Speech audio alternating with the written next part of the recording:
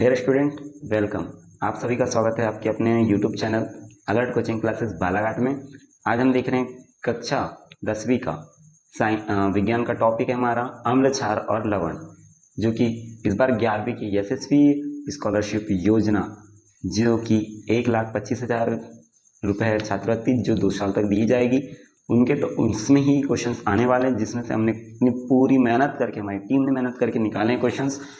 अब आपको इसी क्वेश्चन से रिलेटेड और इन्हीं क्वेश्चंस को पढ़ के जाना पड़ेगा, ताकि इस चैप्टर का आपका सिलेबस कंप्लीट हो जाए। बाकी आगे के क्वेश्चंस हम आपको आगे अगले वीडियो में प्रोवाइड करवाएंगे।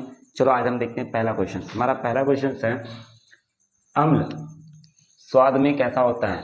अम्ल स्वाद में कैसा होता है आपको बताना पड़ेगा, जो कि ऑप्शन दिया हुआ है खट्टा, कड़वा, तीखा या मीठा।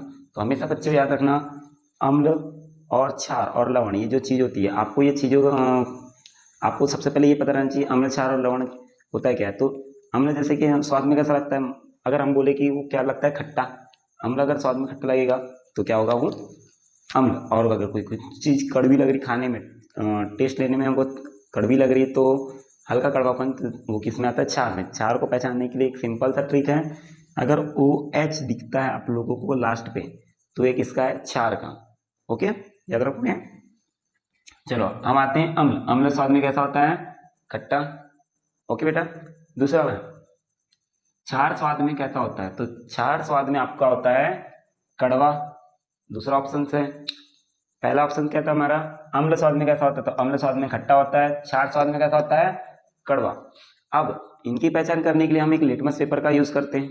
आप लोग ने सुने ही होंगे, जब आप लोग 11वीं में पहुंच गए और 10वीं से आगे आ गए हो, तो आप लोगों को पता होगा लिटमस पत्र। लिटमस पत्र जिससे हम अम्ल और क्षार की पहचान करते हैं। तो क्या लिखा है, लिटमस पत्र किससे प्राप्त किया जाता है या होता है, तो आपको बताना है जूट से होता है, शीशम से, लाइकेन से या आम से। तो हमेशा बेटा याद रखना, जो लिटमस पत्र है या पेपर, वो लाइकेन से प्राप्त होता है। किससे होता है, लाइकेन से।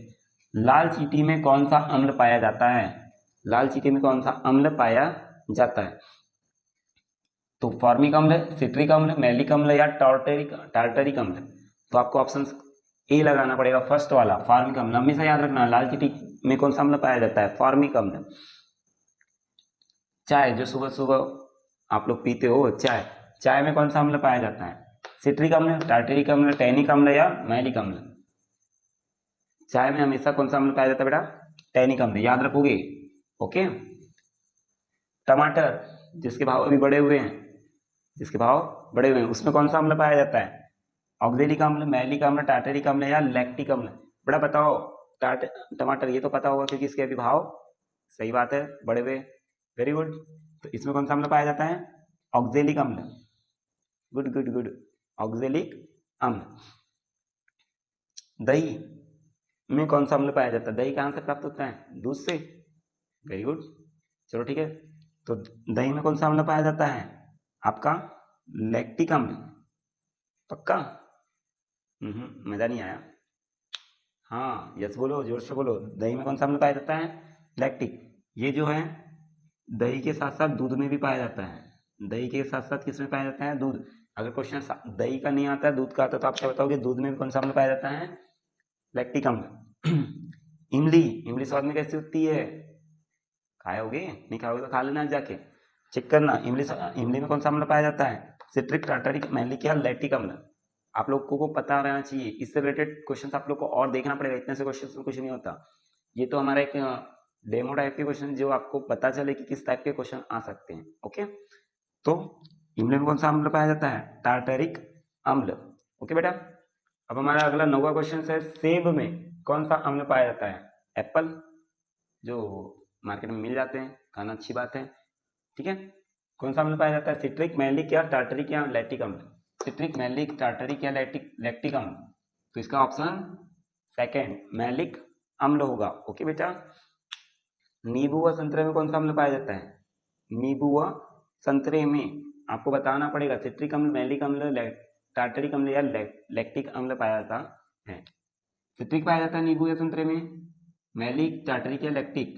पिछले बार क्वेश्चन पूछा था, क्या बताओगे, सिट्रिक अम्ल। ठीक है, याद रखोगे। पूरे क्वेश्चंस को एक बार रिवाइज करना पड़ेगा आप लोगों को याद रखने के लिए। 10 क्वेश्चन हो चुके हैं हमारे। 11वें क्वेश्चन की ओर बढ़ते हुए, रक्त का पीएच मान कितना होता है? रक्त मतलब ब्लड। ब्लड का पीएच मान कितना होता है बेटा? क्वेश्चन हमारा 11वां है। हाँ वेरी गुड, 11वां। बताइए क्या होता है रक्त का पीएच मान? ब्लड ब्लड ब्लड कितना होगा? 7.4। याद रखोगे, 7.4 ग्राम 4 होता है पीएच मान, वैल्यू उसकी। ठीक है। अगला है अम्लीय वर्षा का पीएच मान। जो स्टार्टिंग में होती है ना वर्षा, उसका पीएच मान कितना होता है? 12 नंबर का क्वेश्चन।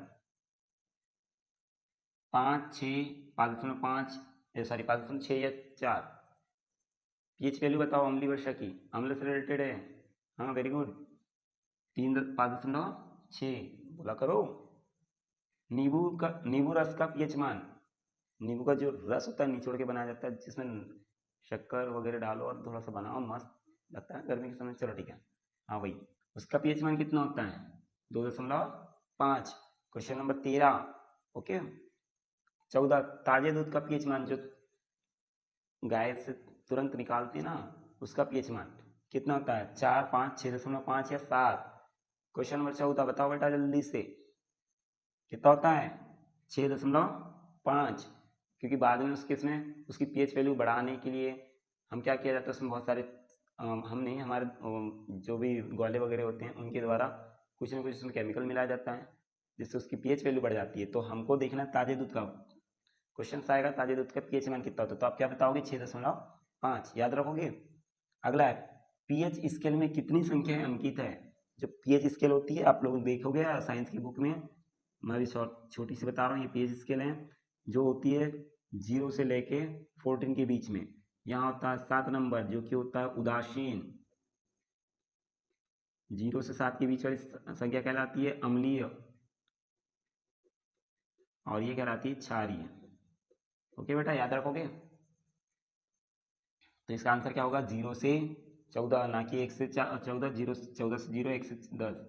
याद रखोगे 0 से 14। अगला क्वेश्चन है, सभी अम्लों में पाया जाता है ऑक्सीजन, हाइड्रोजन, कैल्शियम या नाइट्रोजन? इंपॉर्टेंट क्वेश्चन है, इंपॉर्टेंट है बेटा, याद रखोगे। क्या पाया जाता है सभी अम्लों में? Option B hydrogen. आप लोगों को इनके संकेत भी याद रखना है। ऑक्सीजन का क्या होता है? O2। हाइड्रोजन का क्या होगा बेटा? इसका होता है O2। इसका क्या होता है? H2। Calcium Ca। इसका क्या होता है? Na। सॉरी, नाइट्रोजन का N। याद रख लोगे, आवर्त सारणी से है। और आपको पहले ही बताऊं 10 कम से कम 30 तक तो तत्व याद रखना ही पड़ेगा आप लोग को, 20 से 30 तक।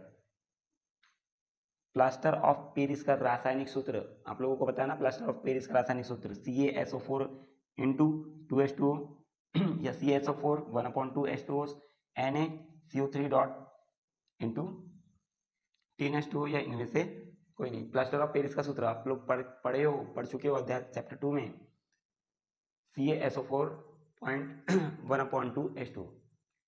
ठीक है, ओके बेटा। शुद्ध जल का पीएच मान बताओ, शुद्ध जल का पीएच मान जल्दी से जल्दी। 6, 2, 6, 7, 8 या 9? शुद्ध जल का पीएच मान गुड गुड गुड, कितना होगा? 7। याद रखोगे। हमारे 18 क्वेश्चन हो चुके हैं, फटाफट रिवाइज करते हैं। अम्ल स्वाद में कैसा होता है? खट्टा। क्षार स्वाद में कड़वा। लिटमस पत्र कहाँ से पाया जाता है? लाइकेन से। लाल चींटी में कौन सा अम्ल पाया जाता है? फॉर्मिक अम्ल में। याद रखना बेटा। चाय में कौन सा अम्ल पाया जाता है? टैनिक अम्ल। टमाटर में ऑक्जेलिक। दही और दूध में लैक्टिक अम्ल। इमली में टार्टरिक अम्ल। सेब में मैलिक। नींबू और संतरा में सिट्रिक अम्ल। रक्त का पीएच मान 7.4। अम्लीय वर्षा 5.6। नींबू का पीएच मान 2.5। ताजे दूध का 6.5। पीएच स्केल में कितने अंकित है? 0 से लेकर 14। सभी अम्लों में क्या पाया जाता है? Hydrogen H2। Plaster of Paris का सूत्र CaSO4 इंटू 1/2H2O। शुद्ध जल का पीएच मान 7। अगला कुछ आप लोगों के लिए कुछ क्वेश्चंस दिए जा रहे हैं हमारे द्वारा, आप लोग उसको सॉल्व करोगे, ध्यान से सुनोगे बेटा। पहला क्वेश्चन है, निम्न में से कौन सा बुझा हुआ चूने का सूत्र है?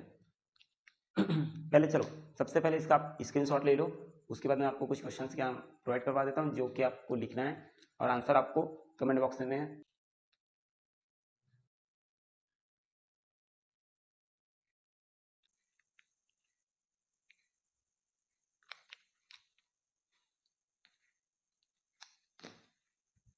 चलो बेटा देखते हैं। निम्न में से कौन सा बुझा हुआ चूना है? निम्न में से कौन सा बुझा हुआ चूना है? CaOH होल ट्वाइस यानी 2 OH के नीचे 2, NaOH या NaOH3। आप लोगों को बताना है बुझे हुए चूने का सूत्र क्या है? CaOH whole twice. अगला है निम्नलिखित क्षारकों में कौन सा प्रबल क्षारक है? यानी आपको बताना सबसे प्रबल क्षारक क्या है, तो आपका सूत्र होगा NaOH। ओके, सोडियम हाइड्रोक्साइड सबसे प्रबल क्षारक है अभी इनमें से। ओके, याद रखोगे। और देखिए मैंने पहले ही बताया था क्षार पहचानने की लिए लास्ट में देख लो OH तो क्षार होंगे। ओके, अगला क्षारीय विलयन का पीएच मान कितना होता है? आपको बताना क्षारीय विलयन का, क्वेश्चन दे देगा 7 से अधिक, 7 से कम, 7 से ज्यादा या इनमें से कोई नहीं। तो आप इसका आंसर क्या बताओगे? 7 से अधिक पीएच मान, क्षारीय विलयन का पीएच मान कितना होता है? 7 से अधिक। वैसे ही अम्लीय विलयन का पीएच मान कैसा होता है? ऑप्शन दिए रहेंगे, टेंशन मत लो बेटा, ऑप्शन दिए रहेंगे, बस आपको याद रखना है 7 से कम। 7 से अधिक किसका होता है? क्षार का। और 7 से कम किसका होता है? अम्ल का पीएच मान। ओके, विलयन का। अब हमारे शरीर में पीएच कितने परास के बीच में होता है? हमको बताना है हमारे जो शरीर है उसके अंदर हमारे शरीर में पीएच कितने परास का होता है, कितने बीच के बीच का? तो याद रखना 7.0 से 7.8 के बीच का होता है। 7.0 से लेकर 7.8। अब कुछ क्वेश्चन से आप लोग को दिए रहेंगे, आप लोगों को बताना उनमें से पहचान करना अम्ल, क्षार और लवण की पहचान। तो अम्ल, चलो एक बार इसको रफ कर लेते हैं, स्क्रीनशॉट ले लो।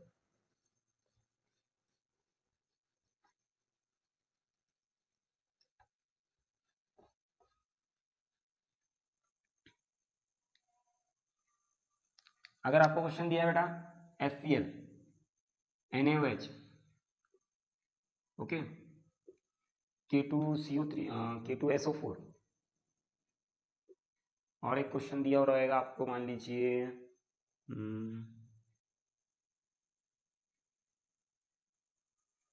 हाँ थोड़ी देर पहले लिए थे हमने, NH4OH। अब इनमें आपको बताना है अम्ल कौन से, क्षार कौन से और लवण कौन से।